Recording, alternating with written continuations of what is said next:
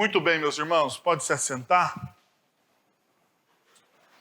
Nós vamos ter um tempo agora de reflexão na palavra de Deus. Então vamos fazer uma oração. Quero convidar você para me acompanhar nessa oração. Senhor, muito grato a Deus por tudo que o Senhor fez até aqui, neste momento, Pai. Tua palavra nos ensina que onde dois ou mais estão reunidos, no nome de Jesus, o Senhor está presente, Pai. E aqui nós nos reunimos no nome de Jesus. Pedimos ao Senhor a iluminação do Senhor para este momento de adoração. Pedimos que o Senhor derrame da tua graça e misericórdia. Que o Senhor nos abençoe. Que o Senhor fale, Pai. Em nome de Jesus. Amém. Nós estamos trabalhando nesses últimos domingos, né? E vamos entrar. Eu pensei, sinceramente, com vocês, deixa eu falar uma coisa. Eu pensei que nós íamos estudar, 4 domingos Filipenses. Eu pensei, sinceramente, Filipenses, 4 capítulos, 4 domingos, a gente mata Filipenses, né? Eu acho que nós estamos aí no 5º domingo, ou pelo menos no 5º sermão, e a gente não saiu do primeiro capítulo de Filipenses. Então, eu sou um planejador furado de séries, né? Porque eu pensei, 4 domingos eu mato Filipenses, a gente faz um mês só de Filipenses. Talvez a gente dê uma esticada um pouquinho a mais sobre esse tema. E nós estamos estudando sobre felicidade. Felicidade não se espera. Por que nós estudamos sobre felicidade? Primeiro, porque é algo que todo mundo que está aqui me ouvindo busca. Você que está na internet, você que está presencialmente, nós buscamos felicidade, nós almejamos, né? É a palavra dos sonhos, é a palavra dos sonhos, né? Está aí no nosso subconsciente, na nossa constituição, né? Todo mundo tem o direito a quê? A busca. Pelo quê? Pela felicidade. Tá lá. A gente pode, né? Você tem esse direito. Você tem essa liberdade dessa busca pela felicidade. Então é algo que está enraizado no nosso coração, muito mais no mundo ocidental, o mundo capitalista como o nosso, né? Altamente competitivo, onde a gente deseja o tempo todo, né, o prazer. Bom, uma das perspectivas da fé cristã a respeito da felicidade é que a felicidade ela não é momentânea. Diferente daquilo que nós vemos na nossa cultura. A nossa cultura apregoa que a felicidade ela é momentânea, então ela escapa, ela esvai sobre os seus dedos, né?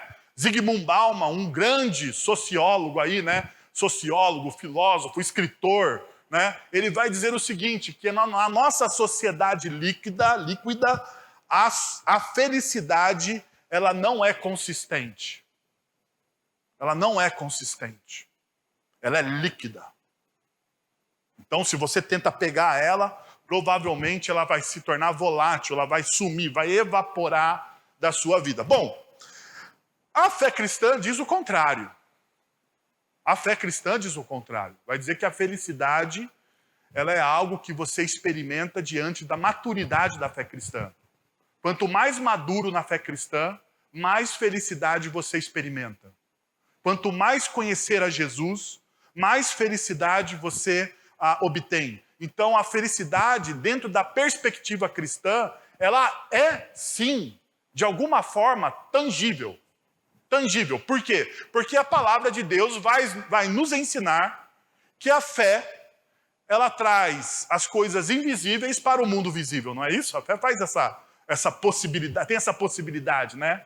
Então, de certa forma, a nossa felicidade, ela é tangível. Ela é uma experiência que nós vivemos, mas de maturidade. Quanto mais eu conheço Cristo Jesus, mais felicidade eu obtenho.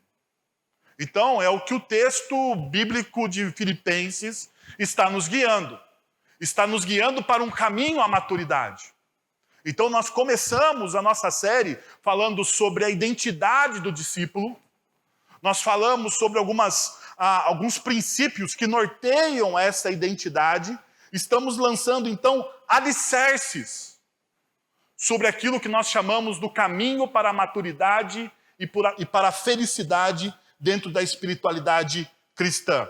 Bom, dentro disso, eu lembrei de uma frase do Jordan Peterson, no seu livro 12 Regras para a Vida.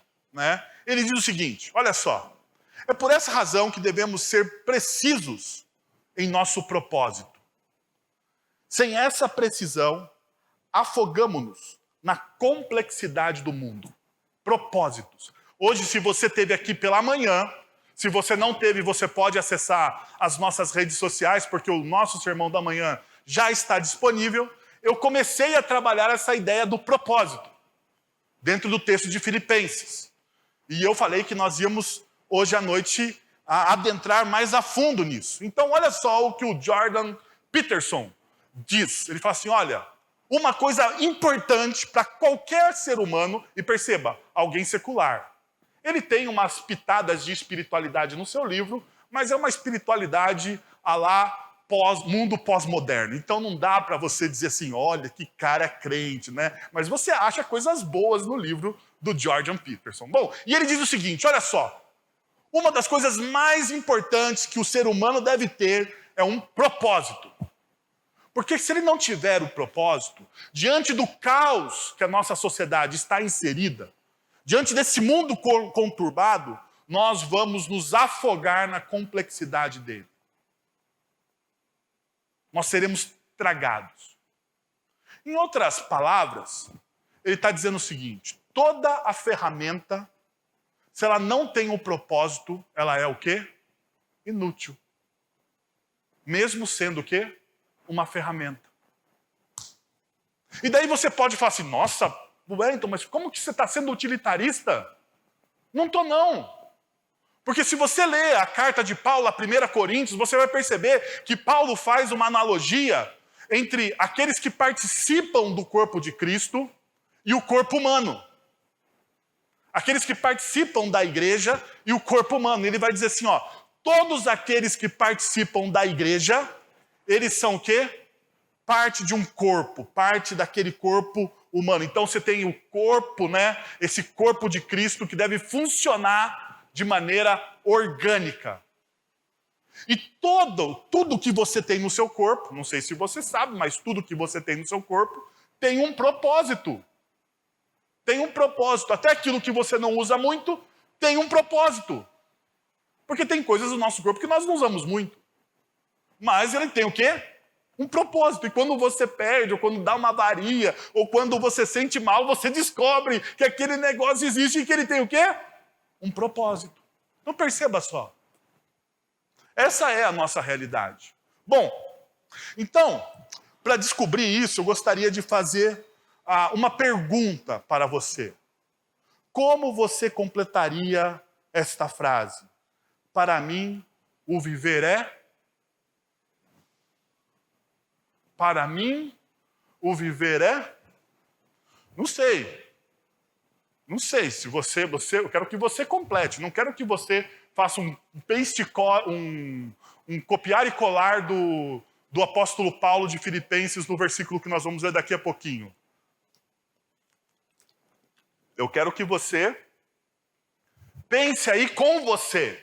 Com você. Porque perceba, a forma com que você responde isso, a forma com que você preenche essa lacuna, vai determinar todas as outras decisões que você toma na sua vida.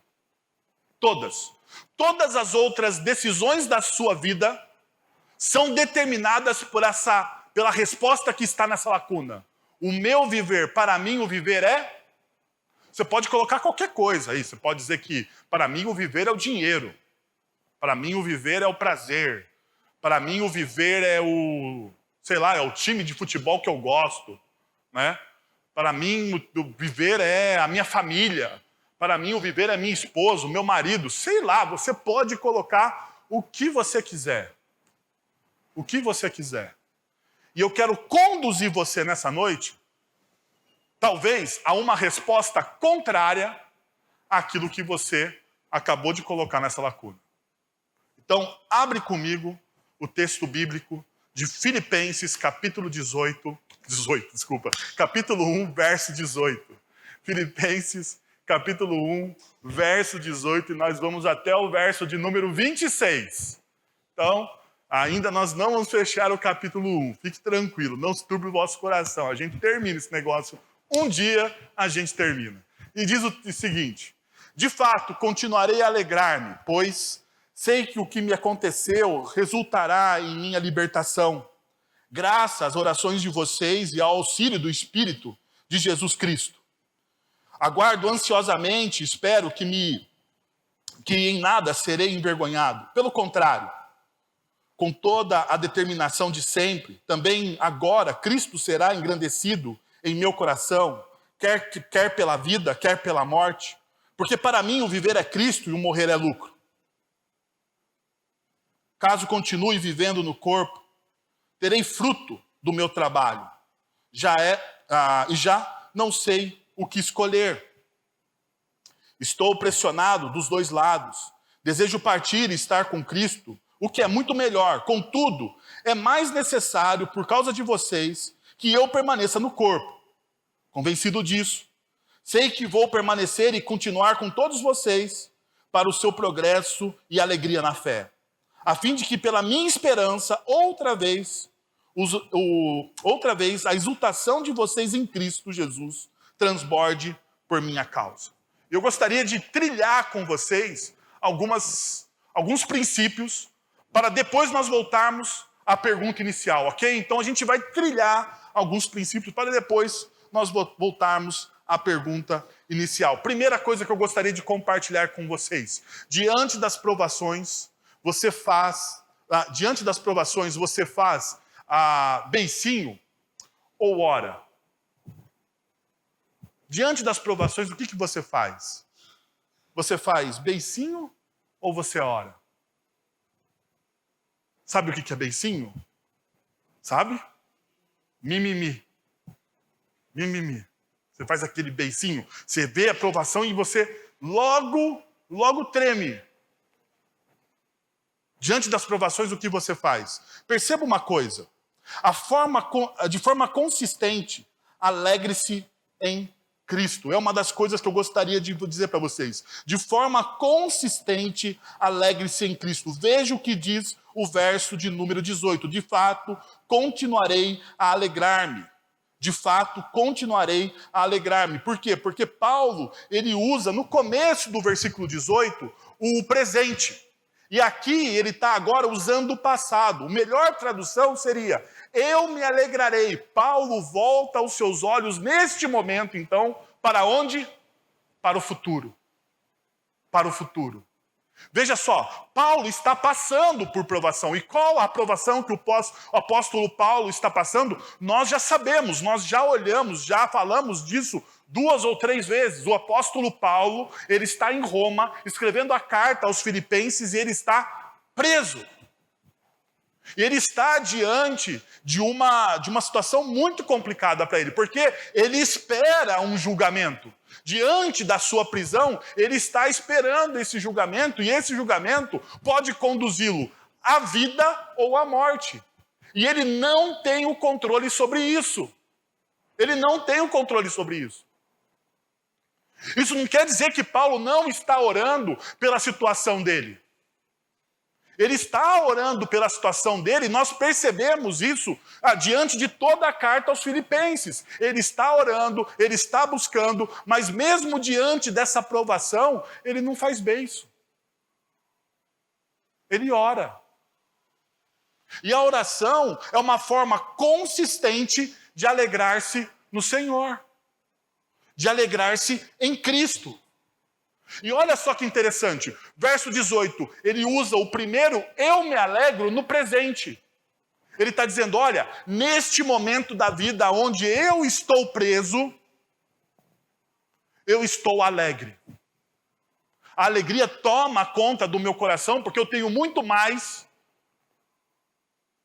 para somar positivo na minha vida do que de negativo. Mas veja só, ele não só olha para o presente, mas ele tem a esperança no futuro. E a esperança no futuro dá a ele a intenção de: eu vou continuar na NVI, eu vou continuar, mas a melhor tradução seria, eu me alegrarei ainda mais olhando para o futuro. Agora, deixa eu te perguntar uma coisa. Diante da falta de controle que nós temos, qual é a sua atitude?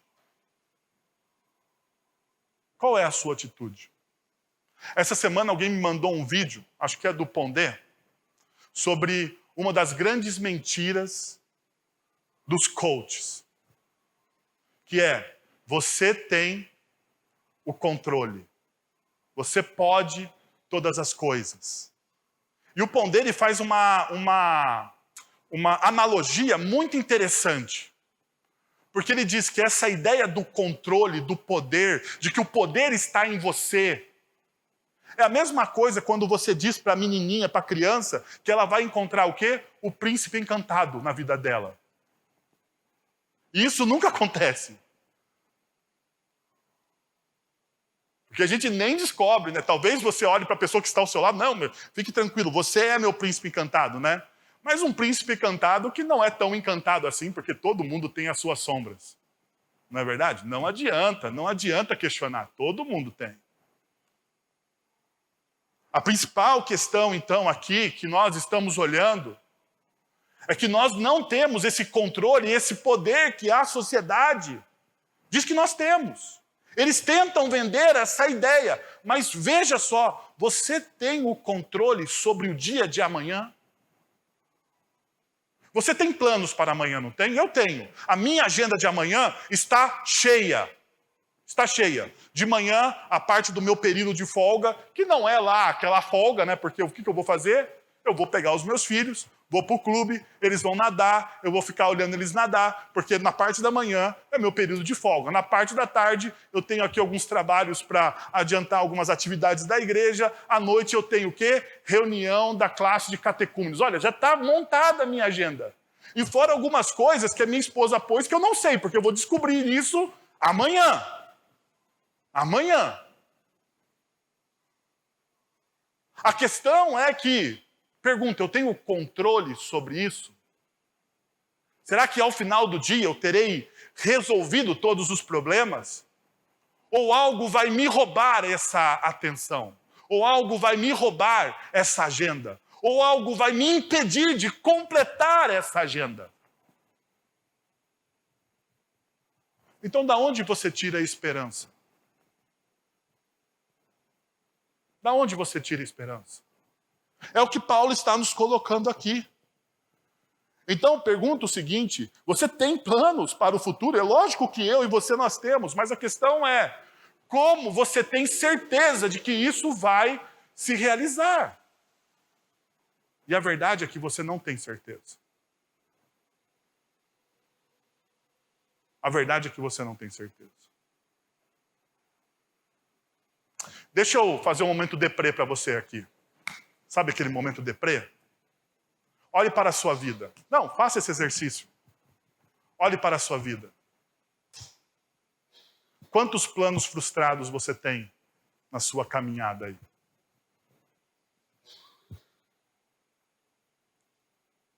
Quantos projetos deram errados? Quantas coisas que você tentou, ou você sonhou, nem chegou a tentar, você sonhou, mas não fez. Você sonhou, mas não fez. Quanto isso está dentro de você aí? Percebeu que você não tem o controle? Mas a gente vive se enganando. Então Paulo está trabalhando isso. Ele está falando, olha, diante do descontrole da vida, diante do caos, diante das incertezas, você precisa ter um lugar firme para pisar. Você precisa ter um lugar firme para pisar. Caso contrário, você nunca vai experimentar a felicidade. Caso contrário, você nunca vai experimentar a verdadeira felicidade. Porque a verdadeira felicidade se constrói sobre solo firme. Sobre solo firme. É aí que você constrói a sua verdadeira felicidade. Tanto é verdade que Jesus vai dizer que aqueles que ouvem a palavra dele, aqueles que entendem a palavra de Jesus e colocam a sua palavra em prática, é como o homem que construiu uma casa sobre solo firme. Então perceba a realidade que o apóstolo Paulo está nos trazendo. Tanto é verdade isso, que diante das incertezas da vida e do revés que a vida nos proporciona, você consegue se alegrar? Porque a espiritualidade bíblica diz que eu consigo. Veja só o que diz o texto de Abacuque, capítulo 3, versos de 17 a 19. Mesmo não florescendo a figueira e não havendo uvas na videira, mesmo falhando a safra de azeitonas, não havendo produção de alimentos nas lavouras, nem ovelhas no curral, nem bois nos estábulos, ainda assim, perceba, é lógico, nós estamos falando aqui de uma sociedade agrária. O que Abacuque está dizendo? Está faltando absolutamente tudo. Tudo. A vida está um caos. A inflação está subindo. O mercado está dando errado. Tudo aquilo que nós planejamos enquanto povo, enquanto nação, falhou. E olha só o verso 18. Ainda assim eu exultarei no Senhor e me alegrarei no Deus da minha salvação. O Senhor, o soberano, é a minha força. Ele faz os meus pés como os do cervo e faz-me andar sobre lugares altos. Ainda, apesar de todo o caos, apesar de faltar tudo, apesar da escassez estar batendo a minha porta, o profeta ele vai dizer assim, ainda assim eu faço o quê? Eu me alegro no Senhor. Pergunta, aonde o profeta construiu a sua felicidade? Em solo firme ou nas circunstâncias da vida? Nós também vemos isso no famoso texto de Jó, capítulo 1, versos de 20 a 21. E eu não sei se você sabe o contexto desse texto. Jó é um homem riquíssimo, riquíssimo.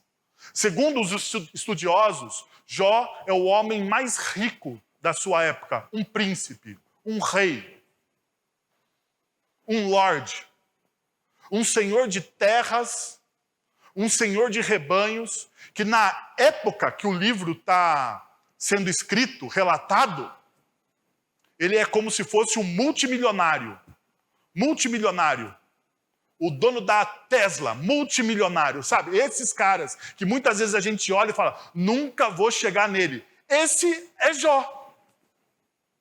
E de repente, a vida de Jó, sem aviso algum, tem um revés. Tem um revés. Ele não é avisado. As coisas estão acontecendo nos bastidores da eternidade, mas Jó, em momento algum, ele é avisado que as coisas vão acontecer. Ele perde os seus bens, a bolsa do Oriente Próximo fale, quebra, total, quebradeira. Ele perde os seus bens. A empresa de tecnologia de camelos que ele tinha, de rebanhos, também quebra. Quebra, ele não tem mais aquela empresa. Quebrou. E todos os negócios que ele tinha foi-se embora, embora. Não contente com isso, tem um cataclisma. Um efeito sobrenatural, que a gente pode dizer. Porque o é. E todos os seus filhos morrem. O que você faz diante disso? Você faz beicinho ou você ora?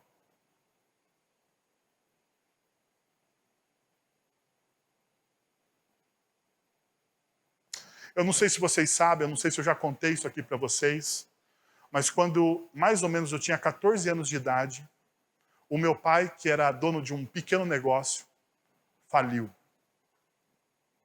Faliu. E o meu pai era empreendedor. Eu não sei se vocês sabem, mas empreendedor, ele trabalha para o mês. Se ele trabalhou, ele tem. Se falir, ele não tem. Empreendedor não tem seguro salário, não tem fundos de garantia, não tem absolutamente nada, nada, nada, nada, nada. E apesar de meu pai ser um empreendedor, ele nunca foi uma pessoa muito organizada, com todo respeito ao meu velho. Então, quando ele faliu mesmo. Mês seguinte, a gente não tinha nada. Eu lembro até hoje que quando um dia eu cheguei do colégio, minha mãe preparou a última refeição que tinha em casa e ela falou: agora só temos sal. Talvez você nunca passou por isso. Mas quando eu leio a história de Jó, eu sei exatamente o que ele passou quando ele quebrou. Eu sei exatamente o que ele passou quando ele quebrou. Mas olha só o que Jó faz. Ao ouvir isso, ao ouvir que os seus filhos tinham sido ceifados da face da terra, Jó levantou-se, rasgou o manto e rapou a cabeça. Então, prostrou-se rosto em terra em adoração. E perceba, o texto é bem claro. Ele prostrou o rosto em terra em adoração. Ele não está reclamando, ele não está negando a dor também, porque perceba, ele está lidando com a dor dele. Tanto é verdade que ele rasga o manto e raspa a cabeça em sinal de humilhação. Se você não conhece a cultura do Oriente Próximo da época de Jó, ele raspa a cabeça e rasga a roupa em sinal de humilhação, dizendo: eu estou profundamente abalado com aquilo que está acontecendo. Ele se prostra em adoração e ele faz uma coisa. Ele ora. Ele ora. Saí nu do ventre da minha mãe e nu partirei. O Senhor deu, o Senhor o levou. Louvado seja o nome do Senhor.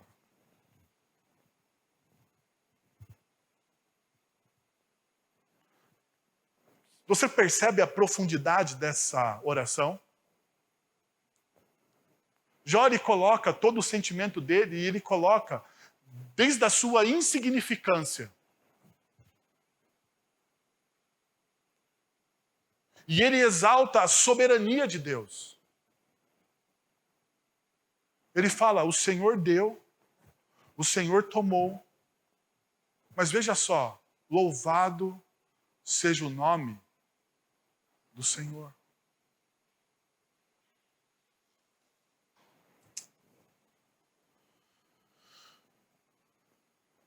Aonde você tem construído, sobre qual alicerce você tem construído aquilo que você chama de felicidade? Sobre qual alicerce? Sejamos sinceros nessa noite. Sobre qual alicerce você tem construído a sua vida? Diante das provações, ao invés de você orar, me desculpa, parece jocoso, mas é verdade, você faz beicinho?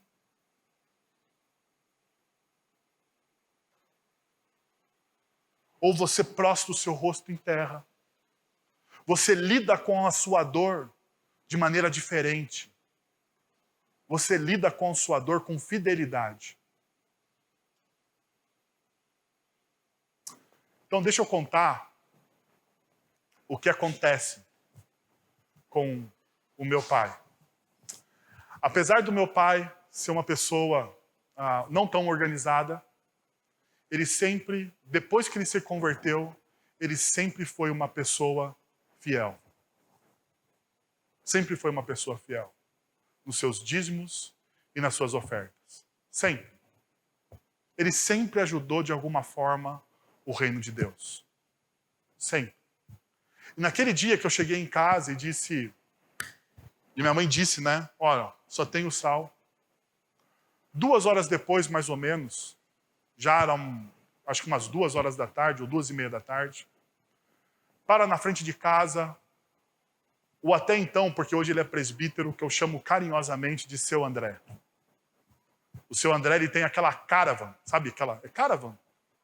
Não sei se é caravan, é aquela perua grandona da Ford. É caravan, né? Verde. Quê? Chevrolet. Isso. Que é a coisa do Opala, que é a perua do Opala. Então ele para uma caravan verde água, sabe? Eu sei, até hoje o Seu André tem a caravan verde água, porque ele mora perto da casa do meu pai em Campinas. Ele para a caravan, ele e a Dona Elzia, a esposa dele, batem na porta e diz o seguinte: Deus tocou no nosso coração e a gente fez uma compra para vocês. Eu nunca tinha visto uma compra daquele tamanho. Ele abre a porta de trás da caravan e começa a descer sacola. Eu acho que a compra do Seu André deve ter durado aí uns 2 meses, algo parecido assim. Mas o fato é que Deus, ele se mantém fiel aos seus, mesmo nos momentos mais difíceis da vida. Mais difíceis da vida, Deus se mantém fiel. Segundo, confie inteiramente em Cristo. Veja o que o verso 19 diz. Pois sei, o que me aconteceu resultará em minha libertação, graças às orações de vocês e ao auxílio do Espírito Santo, do Espírito de Jesus Cristo. Então o texto, perceba, a primeira coisa que nós vemos que Paulo diz no verso 19 é: pois sei que o que me aconteceu resultará em minha liberdade. Veja, Paulo cita exatamente Jó 13:16 na tradução grega do Antigo Testamento. Então não adianta você querer comparar Jó 13:16 da tradução que nós temos nas nossas Bíblias, porque Jó 13:16 da tradução das nossas Bíblias é a tradução do hebraico direto. Então não está igual. Mas se você pegar, né, a tradução grega do Antigo Testamento e você fizer a comparação daquilo que Paulo está falando no versículo 19 e aquilo que Jó está falando em 13:16, os estudiosos e todos os comentaristas disseram: Paulo está refletindo na sua prisão sobre quem? Sobre Jó. Olha que fantástico. Paulo, diante da sua dor, da sua dificuldade, da sua luta, aonde ele está buscando conselhos? Aonde ele está buscando conselhos? Ele está buscando conselhos num livro bíblico que fala sobre dor, sobre sofrimento. Ele está refletindo sobre a vida de Jó, que também sofreu, embora não tenha cometido nenhum crime. Veja que Paulo está buscando inspiração e conforto, não em estratégias externas às Sagradas Escrituras, porque muitas vezes, diante da dor, da luta, o que você faz? Você busca estratégias externas às Sagradas Escrituras, você tenta dar o seu jeito. Mas Paulo está olhando para as Sagradas Escrituras e para aquilo que ele tinha. Paulo lê a história de Jó e alguém que passa pelos mesmos sofrimentos. Assim como Jó, Paulo entende que a aprovação dele o levaria a um conhecimento mais profundo de Deus. Tanto é verdade que Jó capítulo 42 nos revela isso. Olha o que Jó vai dizer. Sei que podes fazer todas as coisas, nenhum dos seus planos pode ser frustrado. Tu perguntaste, quem é esse que obscureceu o meu conselho sem conhecimento? Certo que falei de coisas que não entendia, coisas tão maravilhosas que eu não poderia saber. Jó está respondendo a Deus agora aqui. Então olha só, sei que pode fazer todas as coisas e nenhum dos teus planos pode ser o quê? Frustrado. Jó está falando para Deus. Nenhum dos teus planos, Senhor, pode ser frustrado. Eu tentei questionar o Senhor, mas eu estava falando de coisas que eu não entendo. Eu tentei demonstrar sabedoria, mas eu não tinha sabedoria. Eu tentei me aprofundar, mas eu não tinha. Por quê? Porque essas coisas são maravilhosas demais. O que eu não poderia saber, daí ele continua. Tu disseste, agora escute e eu falarei. Vou fazer-lhe perguntas e você me responderá. Daí ele diz no versículo 5. Meus ouvidos já ouviram a seu respeito, mas agora os meus olhos te viram. Já está olhando, falando assim, depois de todo esse sofrimento, depois de toda essa dor, depois de todas as lutas que nós passamos, que eu não consegui entender e compreender, depois de todos os questionamentos. Porque se você acompanha o livro de Jó, você vai perceber que Jó senta com os seus amigos e eles começam a questionar o porquê que aquilo aconteceu, o porquê que aquilo aconteceu. E muitos dos amigos de Jó, que lá não são tão amigos, né? Começam a acusá-lo, começam a questionar a integridade de Jó. E Jó vai dizer, não, eu sou íntegro, eu não sei porque isso aconteceu comigo. Eu não tenho uma resposta. Então perceba, a narrativa que a cultura nos coloca de controle cai por terra. Mas qual é o efeito disso? Qual é o efeito da gente confiar inteiramente em Cristo? O mesmo efeito que aconteceu com o apóstolo Paulo, aconteceu com Jó. Eu conheci o Senhor de ouvir falar, mas agora os meus olhos te veem. Então perceba, existe uma relação aqui. Uma relação entre você ver e ouvir. O texto coloca essa relação. Eu posso ouvir alguém ou ouvir falar de alguém, que é o texto que está dizendo. Basicamente, o texto está nos mostrando o seguinte. Eu posso conhecer alguém de fofoca, dos outros falarem. Porque olha só, Jó vai dizer, eu conhecia o Senhor de ouvir falar. E no hebraico isso aqui aponta para outras pessoas. Outras pessoas falavam do Senhor para mim. É o que Jó está dizendo. Agora veja o que ele continua dizendo. Mas agora os meus olhos te veem. É uma relação de proximidade. Pergunta, como que Jó conquista essa proximidade?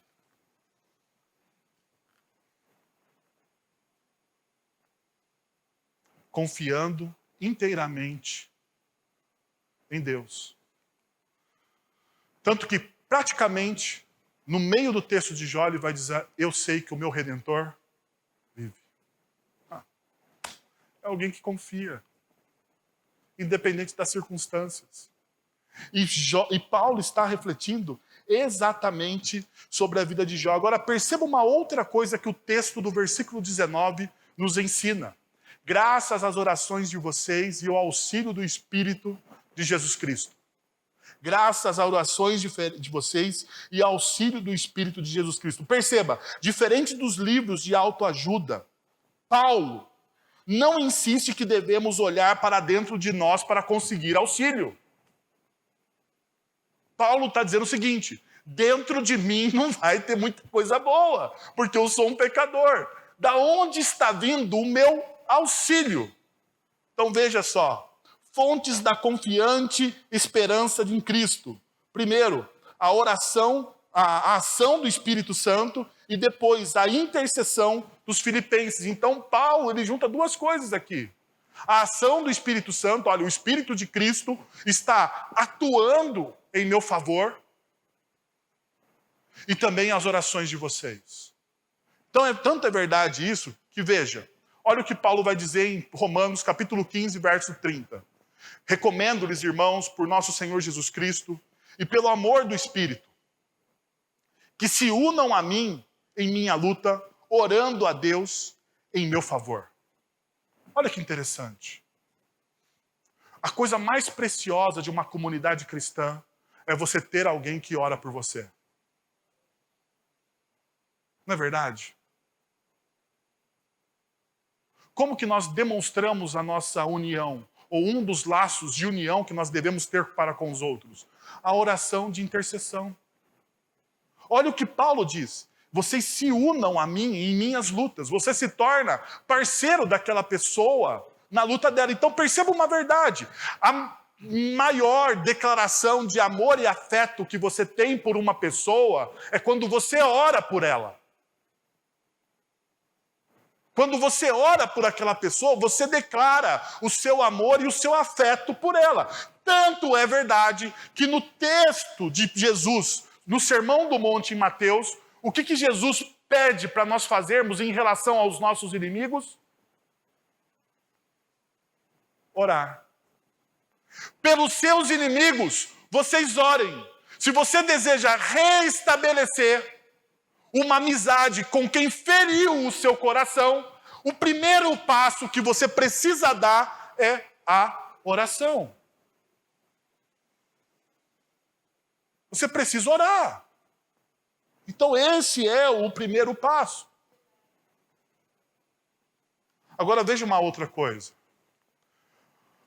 Paulo também fala da ação do Espírito Santo, e nós olhamos isso também em Romanos, capítulo 8, verso 26. Da mesma forma, o Espírito nos ajuda em nossa, o quê? Fraqueza. O Espírito Santo de Deus nos dá discernimento das nossas fraquezas. O Espírito, e veja só, isso é uma coisa muito importante.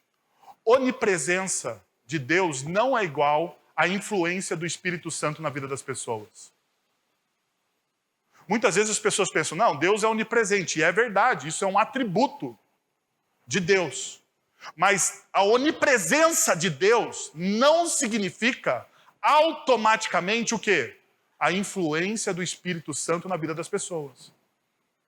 Porque a influência do Espírito Santo na vida das pessoas depende de uma sinergia entre aquilo que o Espírito está fazendo em você e a abertura. E é a única hora, é a única vez dentro da teologia reformada aonde o homem dá uma abertura à ação de Deus. Porque todas as outras ações de Deus na vida da soteriologia, na soteriologia humana, quando Deus salva o homem, é uma ação de Deus na direção do homem.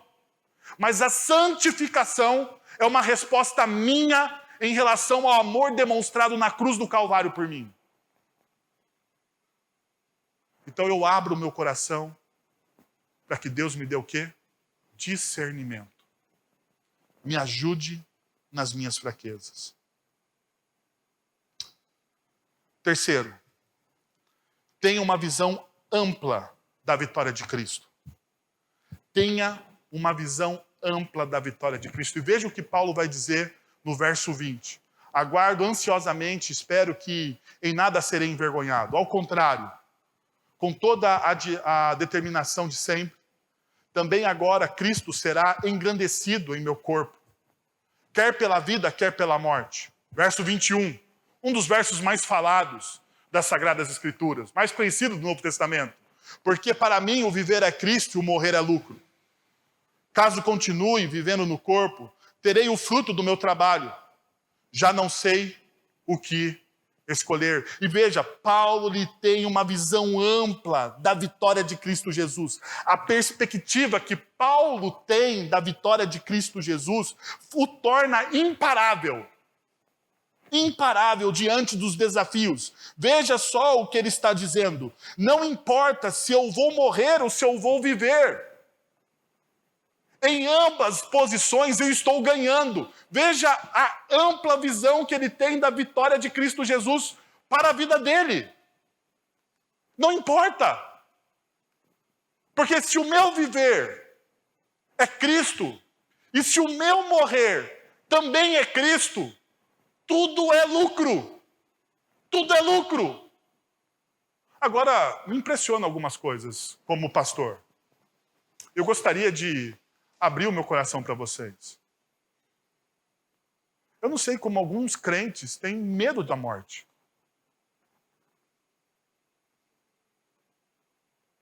A morte não deve ser temida por nós. Porque a morte não é o final da história.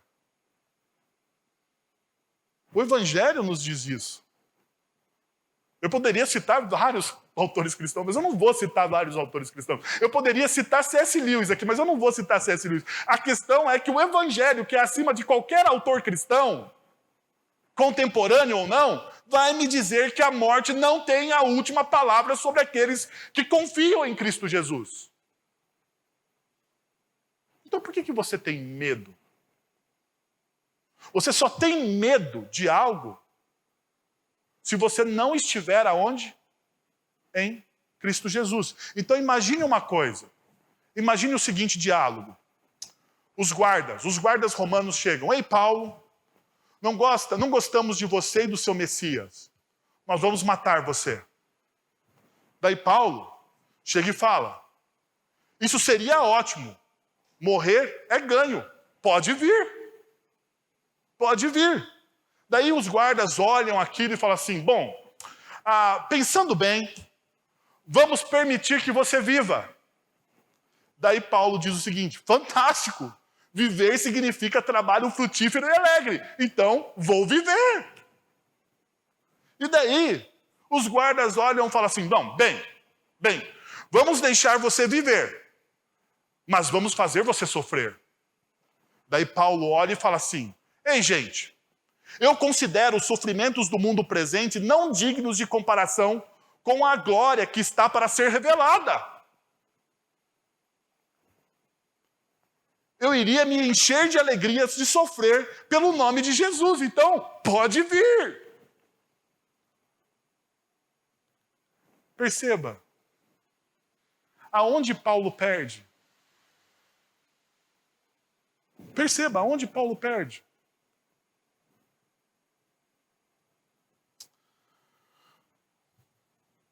Você consegue se ver nessa perspectiva? Você se entra nessa história e você consegue se ver nessa perspectiva? Me mate e eu serei de Cristo. Me deixe viver e eu viverei para Cristo. Me faça sofrer e eu vou sentir a alegria de ser recompensado por Cristo. Essa é a mentalidade imparável do apóstolo Paulo. É a confiança inabalável da vitória que ele tem em Cristo Jesus. Mas sabe qual que é o grande problema? É que por diversas vezes nós perdemos essa visão ampla da vitória de Cristo Jesus na cruz do Calvário. Nós temos medo do sofrimento. Nós temos medo da morte. Nós temos incerteza da nossa salvação.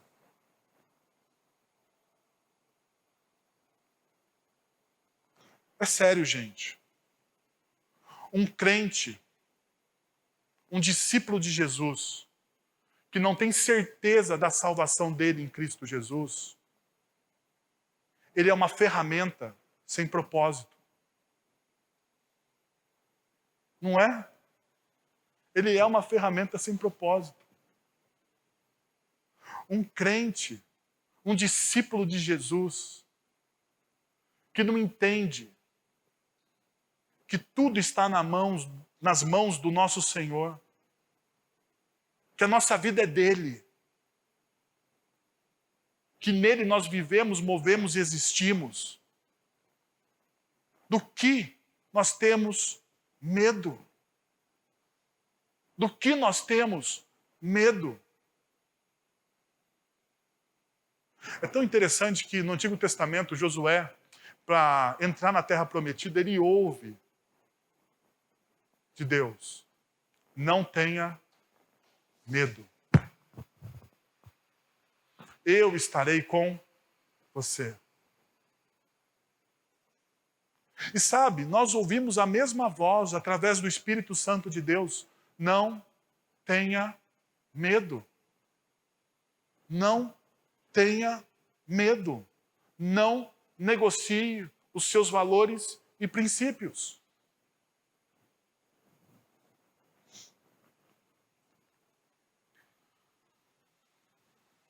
Por último, tome decisões outro-centradas. E o texto nos diz: estou pressionado dos dois lados, desejo partir e estar com Cristo, o que é muito melhor. O que é muito melhor. Contudo, é mais necessário, por causa de vocês, que eu permaneça no corpo. Convencido disso, sei que vou permanecer e continuar com todos vocês para o seu progresso e alegria na fé, a fim de que, pela minha presença, outra vez a exultação de vocês em Cristo Jesus transborde por minha causa. Então, veja só o que o texto nos ensina. Estou pressionado dos dois lados e desejo partir e estar com Cristo. A palavra no original usada aqui para desejo tem o significado de algo incontrolável. Tanto que muitas vezes essa palavra desejo que Paulo usa aqui, ele usa o desejo para o pecado em alguns momentos. Essa mesma palavra está dizendo: olha, isso aqui é incontrolável. É o sentimento que nos seduz a ponto de nos deixar de joelhos. Paulo, então, está falando assim: o meu desejo, ele é incontrolável. Eu desejo ir para Cristo. E isso, para mim, é incontrolável.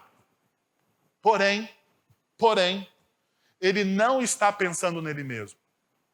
Veja só o que o texto nos mostra mais à frente. Verso 24. Contudo, é mais necessário por causa de vocês que eu permaneça no corpo. Verso 25. Continuar com vocês para o seu progresso e alegria na fé. Eu tenho um desejo incontrolável, que seria o melhor para mim. É isso que Paulo está dizendo. Eu tenho um desejo incontrolável que é aquilo que é melhor para mim. Eu vou viver desta forma ou eu vou abrir mão por causa dos outros? Agora, perceba uma coisa que acontece na nossa cultura. A nossa cultura diz para você: você tem um desejo que é incontrolável. O que a nossa cultura diz? Satisfaça. Não pense. Não pense no seu casamento. Não pense nos seus filhos. Não pense no seu testemunho. Não pense nos seus amigos. Satisfaça o seu desejo. Porque, afinal de contas, isso é bom para você. Isso é ótimo para você. Então, satisfaça o seu desejo. Agora veja. Paulo, ele mostra em 1 Coríntios capítulo 10, verso 24, que ninguém deve buscar o seu próprio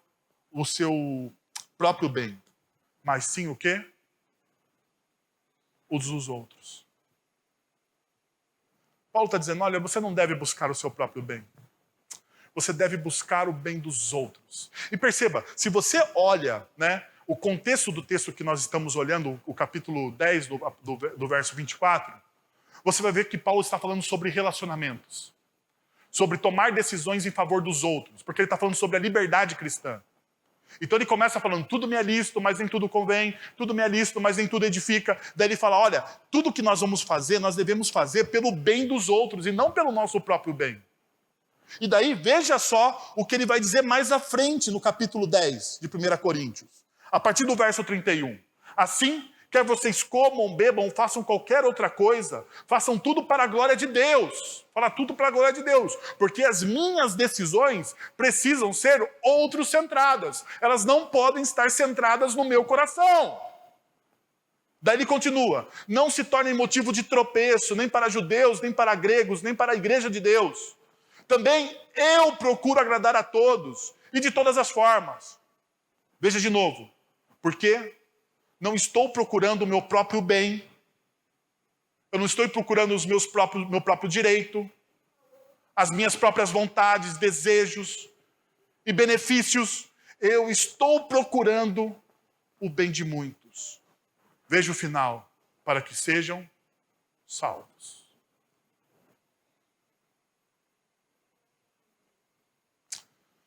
Você precisa tomar decisões autocentradas. O seu casamento está indo mal porque você olha para o seu umbigo. O relacionamento com seus filhos vai de mal a pior porque você olha para o seu umbigo. O seu relacionamento interpessoal no lugar que você trabalha está indo mal porque você só olha para o seu umbigo. Então, tira o seu umbigo de foco. Ah, outra coisa, você não é querido na comunidade cristã que você participa porque talvez você está olhando somente para o seu umbigo. Então, tire o seu umbigo de foco e tome decisões para o bem de todos, para que eles sejam o quê? Salvos. Bom, diante disso, eu volto para o começo. Para mim, o viver é... Você tem que responder. Mas veja uma coisa. A partir dessa resposta, você tem outras duas.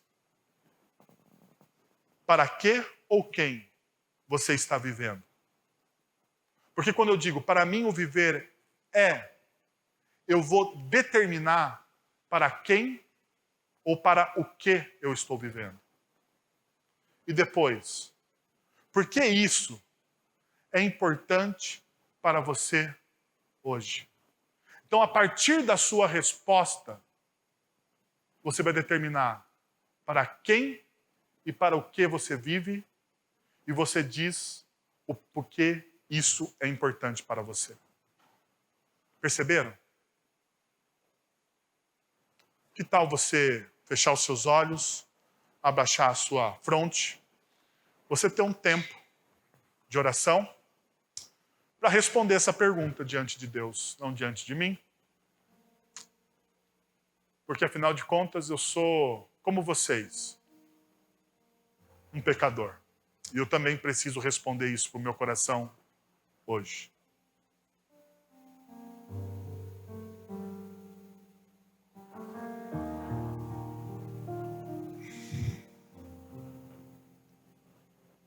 Oremos.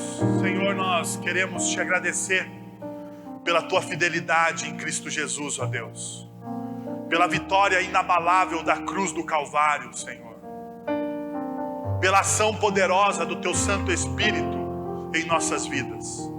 Louvado seja o nome do Senhor, ó Pai. Que o nosso coração se apegue às verdades da tua palavra, Senhor. Que essas verdades nos guiem, ó Deus, em cada decisão. E que um dia, Pai, através da ação do teu Santo Espírito em nós, nós possamos dizer firmemente, como o apóstolo Paulo disse: o meu viver é Cristo e o morrer é lucro. Que seja para a honra e glória do teu nome. Agora, irmãos, que a graça de nosso Senhor e Salvador Jesus Cristo, o amor de nosso Deus e Pai, o conselho, o consolo, o poder e a ação do Santo Espírito de Deus estejam sobre vocês agora e pelos séculos dos séculos. Amém. Deus abençoe você, uma excelente semana na graça e no poder de Cristo Jesus.